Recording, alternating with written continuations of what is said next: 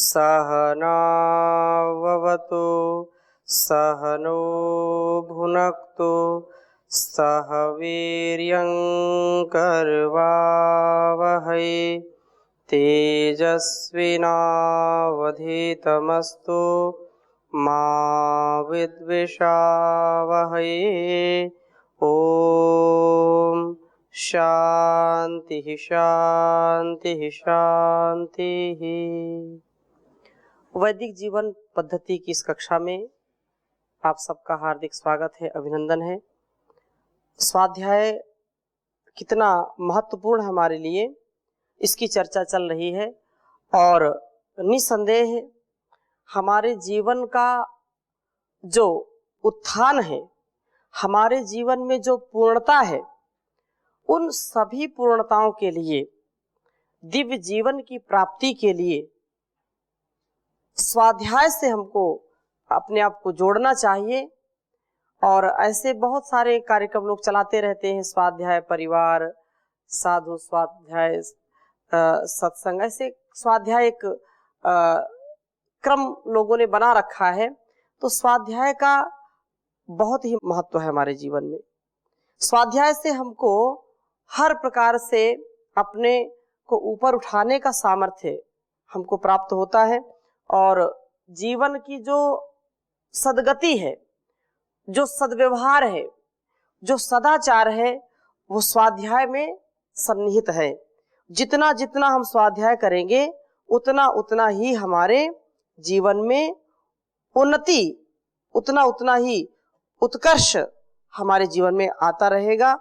तो चर्चा हम कर रहे थे कि मन और वाणी स्वाध्याय से ही हमारी अच्छी होती है। और अनुद्वेग कर्म वाक्यम, यह श्लोक हमने पढ़ा था कि स्वाध्याय से क्या होता है कि स्वाध्याय से हमको इस बात का जो है ज्ञान हो जाता है कि हमारी वाणी कैसी होनी चाहिए। अनेक घर टूट गए, अनेक घरों में तोड़फोड़ हो गई, अनेक लोगों के रिश्तों में दरार आ गई, अनेक लोगों के घर उजड़ गए। क्यों? क्योंकि वाणी ठीक नहीं थी, व्यवहार ठीक नहीं था। और इस चीज का जो है यह स्वाध्याय जब व्यक्ति करेगा तो उसकी पूर्णता हो जाएगी, अर्थात उसको व्यवहार करना आ जाएगा। छोटी छोटी बातों को हम जब समझ करके कि भाई ऐसा अपने से छोटों से व्यवहार करना, अपने से बड़ों से ऐसा व्यवहार करना, वाणी का ऐसा प्रयोग करना, सत्य बोलना है, प्रिय बोलना है, हितकारी बोलना है, ये तप है, ये हमारा हर पल का जप है कि हम उस परमात्मा के गुण कर्म स्वभाव को, उसकी शक्ति का चिंतन करते रहें और अपने कर्म की शक्ति को, अपने कर्तव्य की शक्ति को भी सदा बढ़ाते रहें। वो कब संभव है? जब आप स्वाध्याय करेंगे, आप सदग्रंथों का पढ़ना पढ़ाना करेंगे, दूसरों को भी सुने और दूसरों को भी सुनाएं। तो सुनना सुनाना, वेद आदि मोक्ष शास्त्रों का पढ़ना और पढ़ाना, यही क्या है? स्वाध्याय कहलाता है। तो विशेष रूप से यह बात कही है कि अधीत्य यत् किंचित अभी वेदार्थ अधिगमे रतः स्वर्ग लोकम अवाप्नोति धर्म अनुष्ठान विद द्विजः।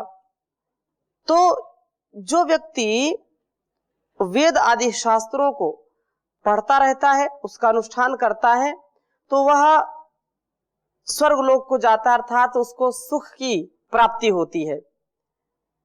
जो धर्म का अनुष्ठान जानने वाला तथा धर्माचरण करने वाला ब्राह्मण यदि थोड़ा अध्ययन करके भी वेदों का ज्ञान प्राप्त करना चाहता है तो उसमें यत्न करता है तो वह स्वर्ग लोक को जाता है।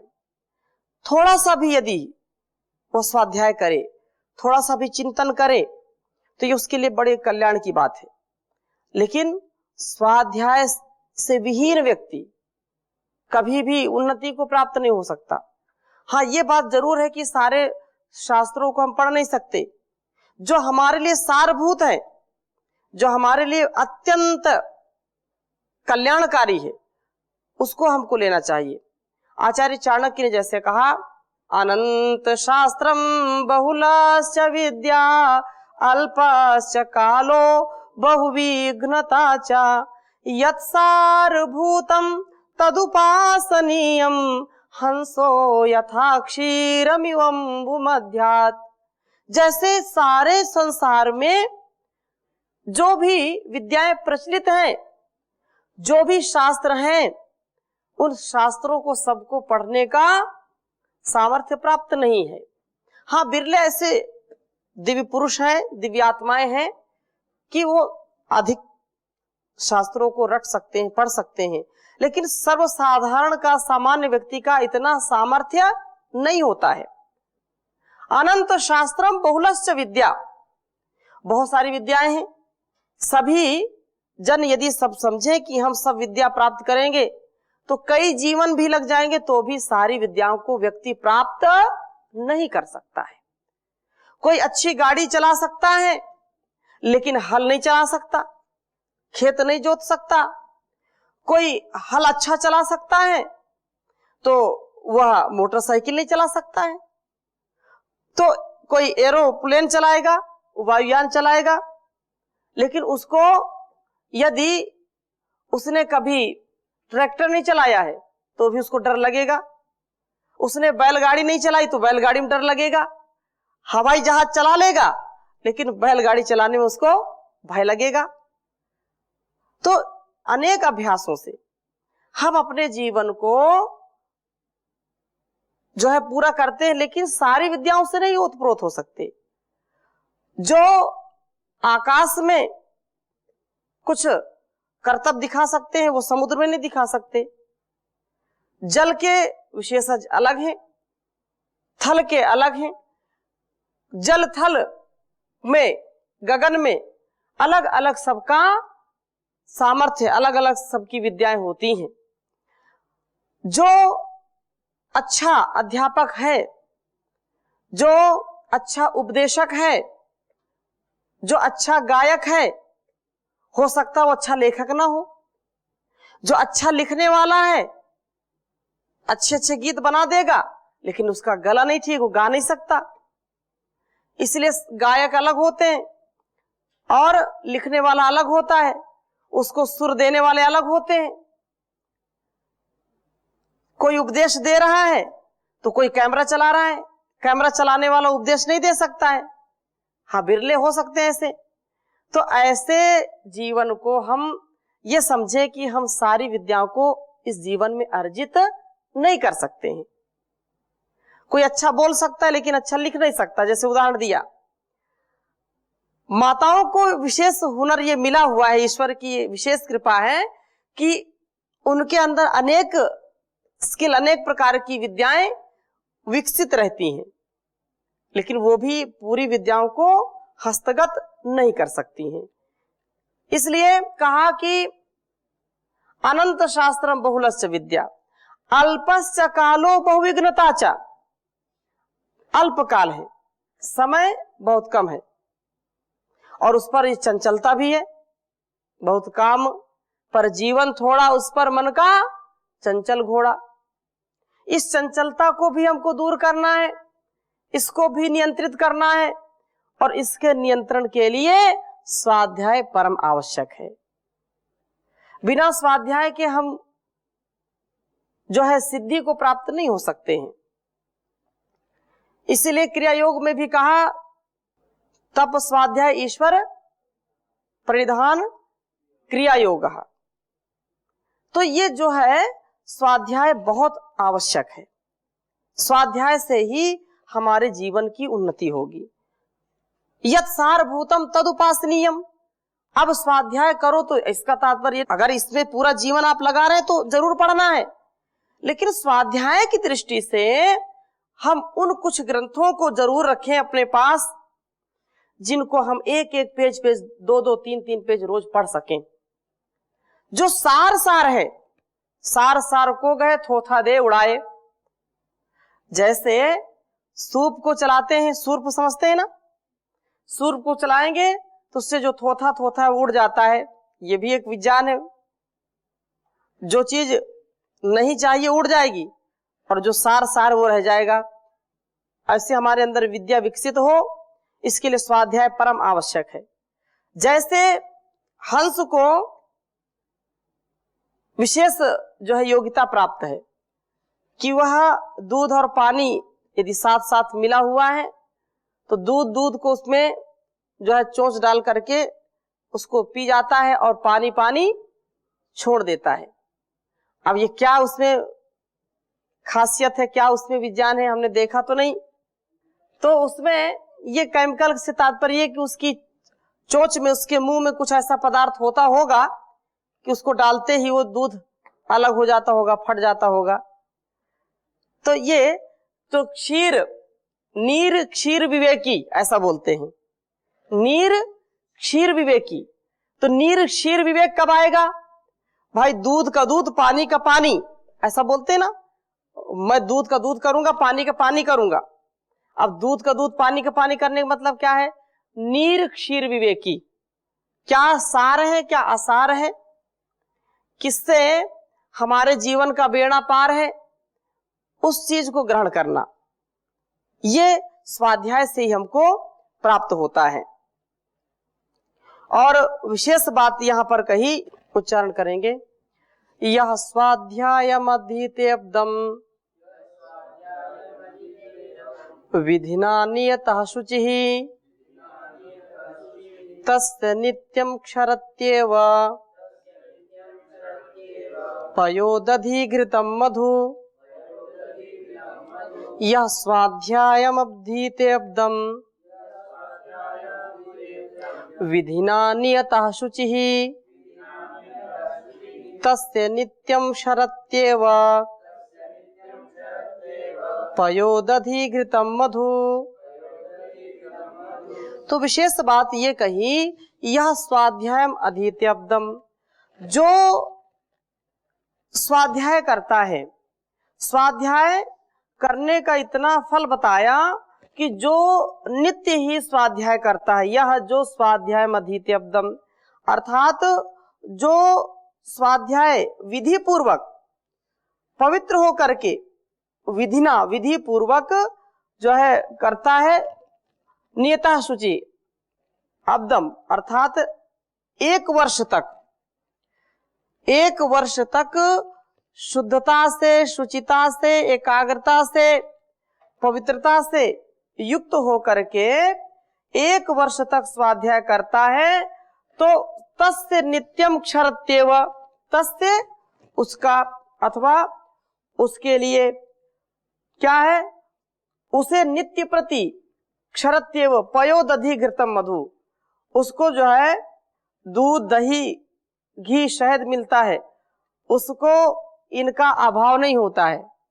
अर्थात कहने का तात्पर्य यह है कि जो व्यक्ति स्वाध्याय करेगा, शुचिता में रहेगा, पवित्रता में रहेगा, सात्विकता में रहेगा, तो इन चीजों का उसको कभी अभाव नहीं होगा। क्योंकि ये जो दूध, दधी, घृतम, मधु, ये बहुत ही पुष्टिकारक हैं, जीवन को आरोग्यता दिलाने वाले हैं, 100 वर्ष तक जीने की सामर्थ्य देने वाले हैं। बिना दूध दही के भोजन तो क्या भोजन है। तो जो व्यक्ति स्वाध्यायशील रहता है, ये सामर्थ्य उसके अंदर आ जाता है। अब ये तो करने की बात है कि ये कैसे होता है, इसके लिए आप स्वयं विचार करिए कि देखो, ये ब्राह्मण का, आपका, एक विद्वान का, धीर गंभीर महापुरुष का ये नित्य का कर्तव्य होना चाहिए, और ये उसका कर्तव्य है। उसको जब स्वाध्यायशील रहेगा, उसको ज्ञान रहेगा, और जो ज्ञानी व्यक्ति होता है उसको खाने पीने की कोई कभी कमी होती नहीं है। जहां जाएगा उसको दूध, दही, छाछ मिलेगी, अच्छे से अच्छा उसको भोजन मिलेगा, स्वागत सत्कार होगा, तो उसको इस चीज का अभाव नहीं होता है। और आज तो लोगों ने जब स्वाध्याय करना छोड़ दिया है तो पिज्जा, बर्गर, ऐसे नाम सुन करके ही बड़ा जो है मन खट्टा हो जाता है। ये क्या है, पिज्जा, बर्गर, चाउमीन है, ये कोई भोजन है या कोई ये खाने की चीज है? लेकिन आज लोग उसी पर डटे हुए हैं। होटल में खाते हैं खाना, छोड़ के घर के भोजन को। तो घर के भोजन को छोड़ करके होटल का टोटल बढ़ा दिया। ऐसे लोगों के जीवन में कोई गति प्रगति नहीं हो सकती, उनके अंदर सात्विकता का आधार नहीं हो सकता है, शुद्धता सात्विकता नहीं हो सकती है। इसलिए कहा कि यह जो स्वाध्याय करता है 1 वर्ष तक कम से कम, उसको वो शास्त्र प्रतिष्ठित हो जाता है उसके अंदर, वैसा वो अनुकूल आचरण करने लगता है। भाई आप रोज स्वाध्याय करो, रोज उसको पढ़ो और वैसा आचरण करो तो आपके अंदर दिव्यता आ जाएगी, और दिव्यता आएगी तो लोग आपका सम्मान करेंगे, आपका मान करेंगे। ये बहुत उत्तम बात है। इसलिए जो हमारी परंपरा है, ऋषियों की परंपरा है, उसको ऐसा जीवन जीना चाहिए। पहले लोग भोजन घर में करते थे और पकाने के लिए बाहर जाते थे। अब की स्थिति यह है, खाना खाने बाहर जाएंगे, पकाना करने घर के अंदर जाएंगे। हैं? तो ये प्रदूषण, इससे बचने का एक ही उपाय है कि हम बारीकियों को समझें, जीवन जीने की कला को समझें। जो वैदिक जीवन है, जो वैदिक विज्ञान है, जीवन पद्धति है, उसको समझ करके हम अपने जीवन को उन्नत बना सकते हैं। और बहुत अच्छी बात कही है इस श्लोक में, इसको भी लिख लीजिए।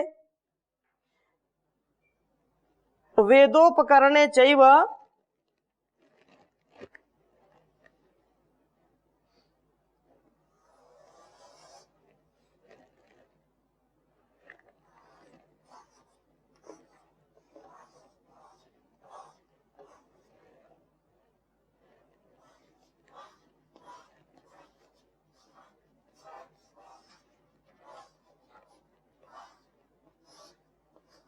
वेदोपकरणे चैव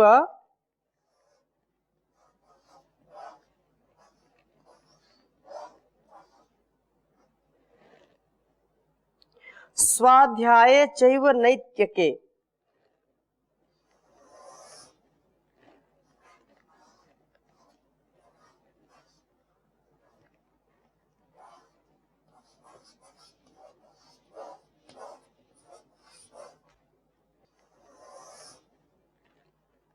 स्वाध्याये चैव नैत्यके।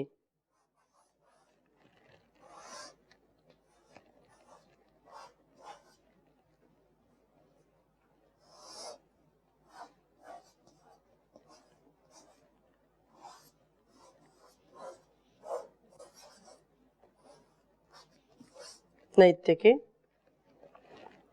और आगे कहा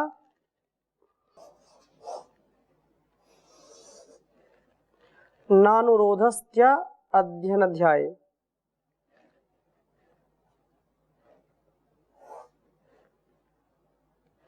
अस्त्यन अनध्याय।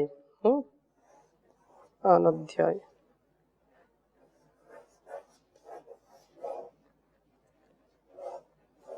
अनध्याय। होम मंत्रेषु चैव हि।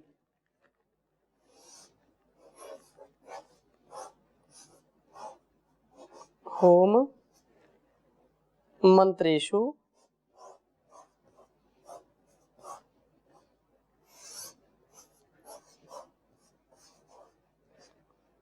चैव हि।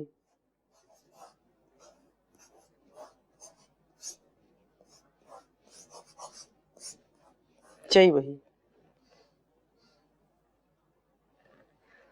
उच्चारण करेंगे, वेदोपकरणे चैव स्वाध्याये चैव नैत्यके नानुरोधस्त्य अनध्याये होम मंत्रेषु चैव हि वेदोपकरणे चैव स्वाध्याये चैव नैत्यके नानुरोधोस्त्य अनध्याये होम मंत्रेषु चैवहि। तो बहुत उन्नत बात कही कि वेदोपकरणे चैव, ये जो वेदोपकरणे चैव स्वाध्याय, कि वेद के पठन पाठन में तथा नित्य के चैव स्वाध्याय चैव नैत्य के, कि स्वाध्याय जो नित्य का स्वाध्याय है, नित्य स्वाध्याय सत्संग करते रहो, तो नित्यता से जैसे नित्य प्रति हम भोजन ग्रहण करते हैं, अन्न जल ग्रहण करते हैं, वैसे ही स्वाध्याय को निरंतरता के साथ, श्रद्धा भक्ति के साथ नित्य ही इस कार्य को करना। तो वेद के पठन पाठन अध्यापन में तथा नित्य के स्वाध्याय करने में और नित्य प्रति जो है यज्ञ करने में, होम मंत्रेषु चैवहि न अनुरोधा अस्ति अनध्याय, अर्थात उनको जो है कभी भी अनध्याय नहीं करना चाहिए। कभी भी ऐसा नहीं चलो आज छुट्टी, आज स्वाध्याय नहीं करते, आज नहीं पढ़ेंगे, आज मस्ती करेंगे, आज सैर सपाटा करेंगे, तो ऐसा अनध्याय नहीं होना चाहिए, अवरोध नहीं होना चाहिए। इनको कभी भी बीच में छोड़ना नहीं चाहिए। यह काम नित्य प्रति करने वाला है, इसको जरूर करना चाहिए, आवश्यक है। इसको बीच में कभी भी छोड़ना नहीं चाहिए। आपके अंदर बड़ी दिव्यता आ जाएगी। इस मूल मंत्र को आप समझ लीजिए।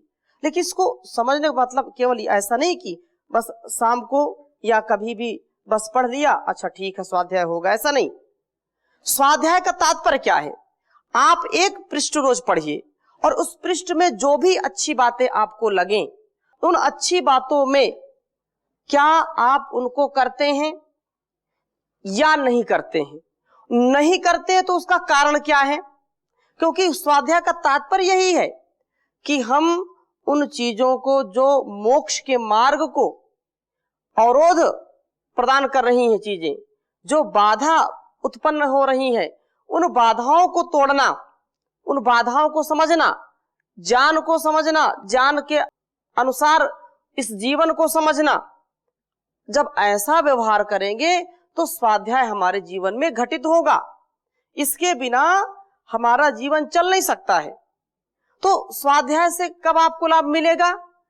आप एक एक पंक्ति को पढ़ें, एक एक शब्द को पढ़ें और उनका भाव क्या है, और उन भावों को आप अपने स्वभाव से मिलाइए। क्या मेरा ऐसा स्वभाव है? यदि नहीं है तो उसके लिए पुरुषार्थ करिए, उसके लिए आप प्रयास करिए। और जिसने प्रयास किया है, जिसने उत्साह के साथ इसको जिया है, उसके जीवन में कल्याण आया ही आया है, कभी भी अकल्याण नहीं हो सकता है। इसलिए बहुत उन्नत यह जो चर्चा है स्वाध्याय की, इसको हम अपने जीवन का अंग माने। इसके बिना हमारी सदगति नहीं हो सकती है। जैसे हमको कोई रोग होता है तो रोग के लिए हम कोई औषधि लेते हैं और उस औषधि के सेवन से हमारे रोग दूर हो जाते हैं, वैसे ही तन और मन दोनों की आरोग्यता के लिए, आंतरिक और बाह्य शुचिता के लिए, आंतरिक और बाह्य पवित्रता के लिए, जीवन में समरसता के लिए हमको स्वाध्यायशील जरूर होना चाहिए। वेद, उपनिषद, दर्शन, गीता, महाभारत, रामायण और स्मृति आदि, इनका स्वाध्याय आप जरूर करें।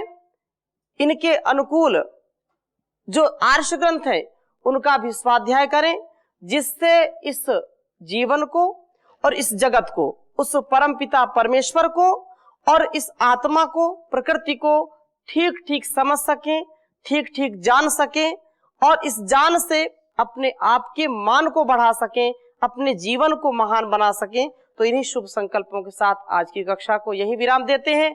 शेष चर्चा स्वाध्याय की और हम करेंगे अगले भाग में।